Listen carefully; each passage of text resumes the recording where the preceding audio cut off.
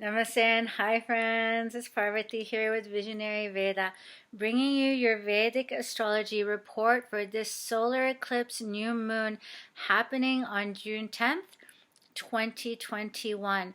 In this report, I will go over the energies at play during this very powerful and potent solar eclipse new moon day, as well as I will go over the other planetary placements and how they are lending their energies to this eclipse. Now, this report is going to be a little bit more in depth than most of my reports. And in the beginning, I'll just go over the planetary placements and their energies.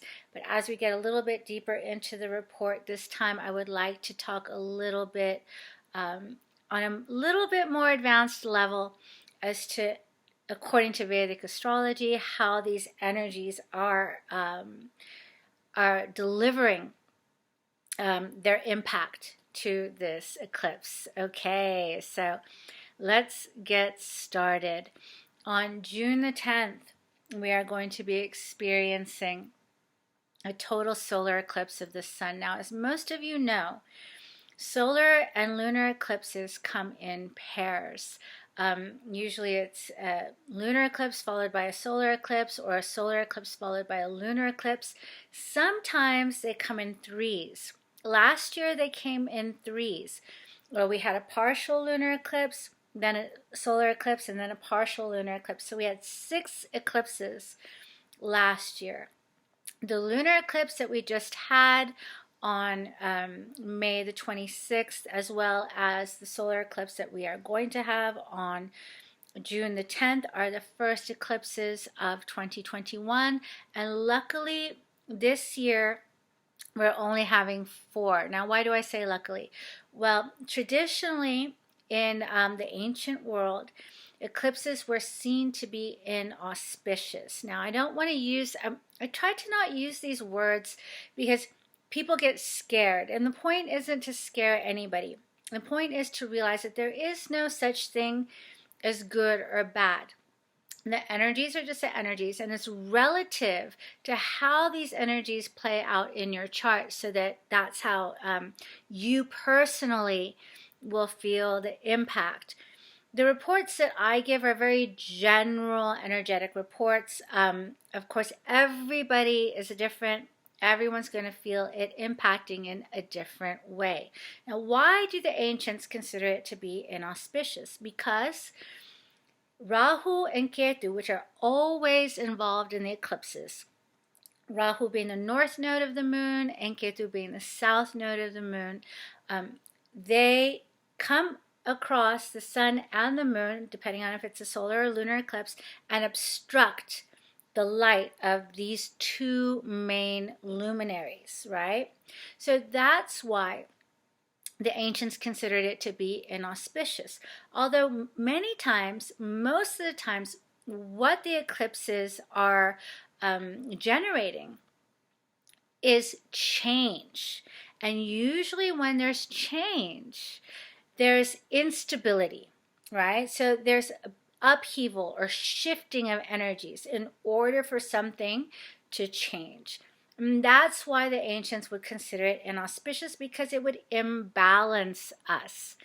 So now, bringing that into the context of the modern times, this solar eclipse is going to take place in the sidereal sign of Taurus, with the sun, with Rahu, and the moon. So it's a full total solar eclipse, as well as a Combust Mercury in retrograde. Okay, then we will have Venus in the sign of Gemini. So we've got Mercury in Taurus, and we have Venus in Gemini. We have both lords of each signs in each other's sign. So this is called, in Vedic astrology, a parivartana yoga. And I'll explain more about that later in the report. Then we have a debilitated Mars in the sign of Cancer. We have Ketu lording its own sign of Scorpio. We have a very strong Saturn in retrograde lording its own sign of Capricorn. And we have Jupiter in Aquarius. Now, Jupiter is in Shatabishak Nakshatra, which is planetarily lorded by Rahu. So all the planets are linked up to this eclipse in one way or another, okay? We have Saturn in the nakshatra of Shravana, which is planetarily lorded by the moon. This is very important. We have Ketu in Jyeshta Nakshatra. We have Mars in the sign of Cancer, which is also lorded by the moon. Again, the moon comes into play here.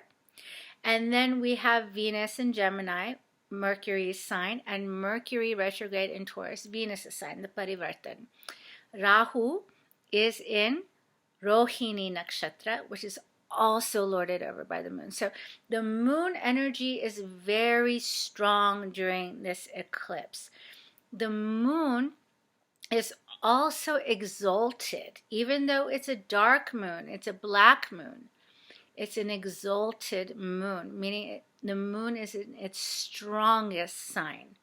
So what does this all mean, and how are these energies going to play out for us? Okay, well, this eclipse is going to herald in changes, yes, but the kind of changes that it's going to herald in are going to be able to be withstood. You know, there's some eclipses that come in and bring enormous amount of calamity with it, or huge amounts of change. We experienced those eclipses last year because they were in the nakshatras, right, of Mula and Ardara, right? So these were very potent places in the sky that bring a lot of upheaval and change. Now, these series of eclipses are happening in Scorpio and in Taurus. So the impact is going to be felt on a different level. Now, according to what I am seeing from the chart of the eclipse, I'm seeing the impact being mainly on what Jupiter signifies and how, not Jupiter, I'm sorry, what Venus signifies, because it's the ruler of Taurus, and how mentally we are going to adapt to it. So the last moon, we had, hopefully we had insights, psychological insights into things, traumas or subconscious workings of our minds that we weren't quite aware of. Hopefully that illuminated some things for us. Now with this solar eclipse, it's really time to go inward and feel like, what is it that we value now moving forward? The key word of this eclipse is our values. And how can we align our values to match what we're seeing that is coming into growth, what we're seeing within us, the healing that we collectively and personally need to undertake in order to grow past our limitations. And again, it's both on a personal and a collective level. So our values. Taurus is a sign that signifies our values. Our values are security. What makes us secure? Either as a country, as a nation, as an individual. What makes us feel strong and secure within ourselves, right? Our comforts, our money. Now, I feel like the markets are going to be somewhat affected by this eclipse. Now, I am not a financial advisor. I'm just seeing what I am seeing from the Vedic astrology, what it indicates. And the financial market, so the sign of Libra, right, we all think of as a sign of relationships, the sign of the other, which is true to a certain point. But it's also the sign of the marketplace, right? The scales. What do the scales indicate? It indicates the weighing, the balance. And in the old days in the marketplace, when we would go to pay for our goods, our money would be put on the scale, right? And this is how we would do commerce. So right now, we have a debilitated Mars sitting in Cancer, giving its aspect to the sign of Libra. Now, Mars moved into Cancer on the 3rd of June. We've had Saturn, a very strong Saturn, right? The sign, the planet that makes us rethink, work hard, be practical, be logical, put structures in place, giving its drishti, or giving its aspect to Libra. And we also have Jupiter sitting in Aquarius, giving its aspect to Libra. Now, before Mars moved into Cancer, we had Jupiter and Saturn both giving their drishtis to Libra. So we have one planet contracting, another planet expanding. So the Jupiter drishti, or the Jupiter aspect, really helped the sign of Libra to not cave in under the weight of Saturn. But now that Mars is joined, when Mars is giving drishti with Saturn, it has this tendency to not only dry up Saturn, but break Mars.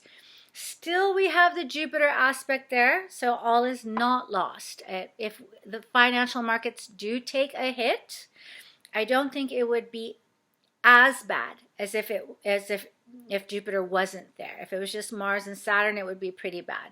But just be aware of possible turmoil and a lot of flux in the market, prices going up and down, maybe some dips in the market, some breaks, some sudden breaks in the market, or sudden fluctuations in the market due to that Mars. Now, again, Mars is debilitated as well. So this is kind of interesting. It might not be very apparent what is happening to the financial markets, right? When Mars is in a water sign, it acts in a more subversive way. It takes actions which are not as direct, right? So Mars owns the sign of Aries and Scorpio. When Mars is in Aries, it's really upfront and direct. It's like war in your face. But when it's in the sign of Scorpio, it is more subversive tactics. It's still waging war, but in a more clandestine, subversive way. So Mars being in Cancer is not very strong, so you can maybe look for also emotional causes to market fluctuations. People feeling like they're needing more security, Taurus. So shifting of their money, maybe out of traditional stocks into other types of monetary funds, right? So just be on the lookout for that.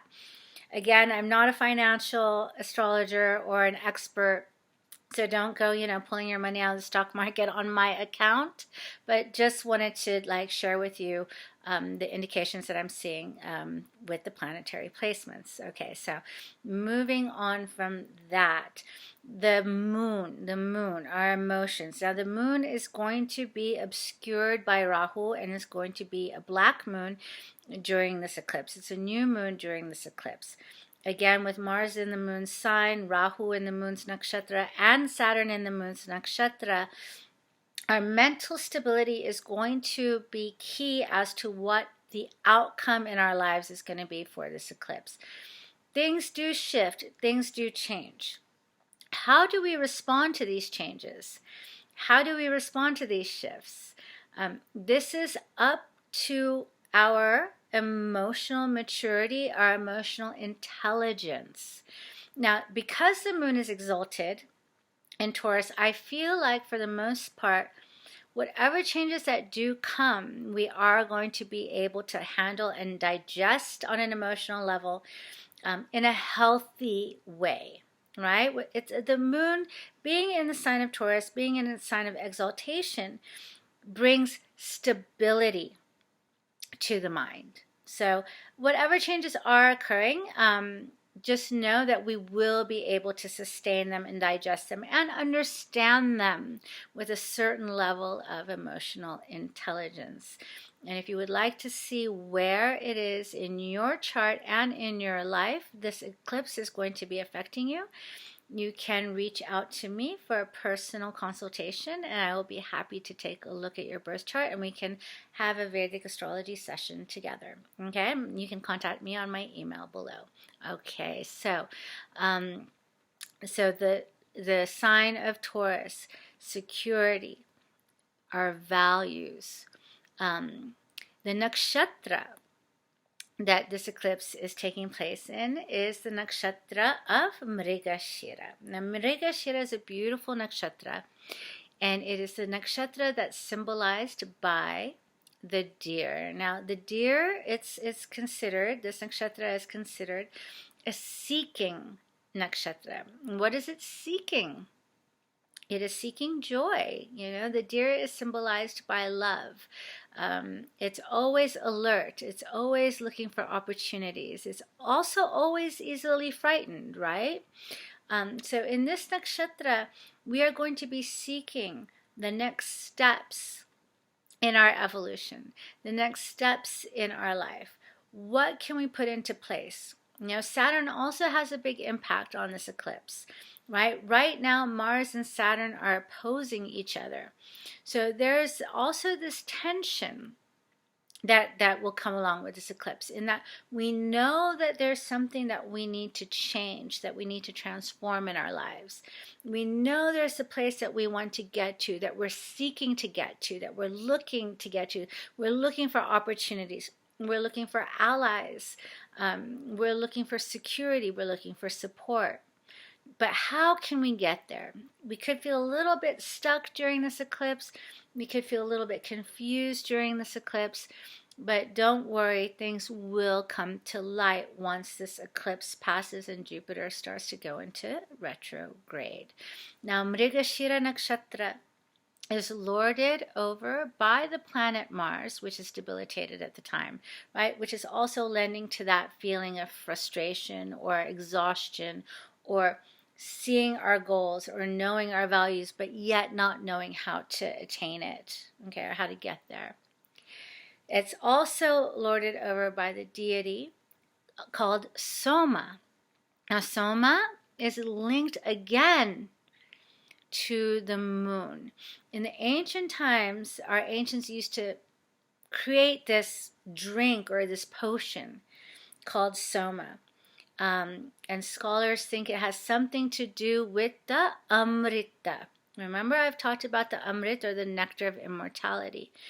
And they would prepare this potion or this elixir called Soma in a certain way. And it has to do with the moonlight. Now, this recipe or this preparation, even this the ingredients that go into preparing this elixir have been lost, but it is fabled to be this drink that would awaken us emotionally and mentally, right, to this level of immortality. And the mantra that I have been using and sharing with you guys in the last 2 videos is actually connected to Soma. They would chant this mantra before drinking the Soma. If you guys remember the mantra, Asatoma Satgamaya, Tamasoma Jyotirgamaya, Mrityurma Mritam Gamaya.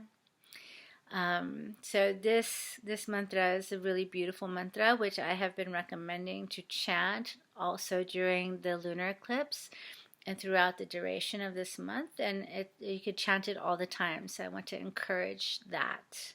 The last piece that I would like to go over as far as the planetary energies on the day of this eclipse is that it is also on the 10th, Saturn Jayanti, or Shani Jayanti. Shani Dev is the name of Saturn. So It is the traditional day. They call it Jayanti, the birthday, but it's not really a birthday of an immortal energy. But it's a day to propitiate and venerate the planet Saturn. So Saturn's going to have a big effect on this eclipse because it's happening on Saturn's day. Saturn is in retrograde again in the nakshatra of Shravana. So during this eclipse, you know, we're having these feelings, we're having these energies, we're having this feeling of knowing what we want to change, realizing that there is something we want to change from the lunar eclipse, looking at our values, looking at our relationships, looking at what is of worth to us, right? You're looking at looking at our base structures, what gives us a feeling of stability and security. And then with utilizing Saturn's energy, how can we build step by step and methodically, slowly and surely, how can we establish and build some sort of a process, some sort of an order, some sort of a structure so that we can bring this into fruition. Okay, so I know that this video is a little bit more complicated than my videos have been, but I really wanted to explain all the different types of energies that are happening. Now this June month is it's just full of a lot of shifts, a lot of changes, a lot of potent energies, and I hope that that was helpful, the way I've described it and the way I've gone through it, to paint a fuller picture of all the different pieces in play for this new moon solar eclipse happening on June the 10th in Mrigashira Nakshatra.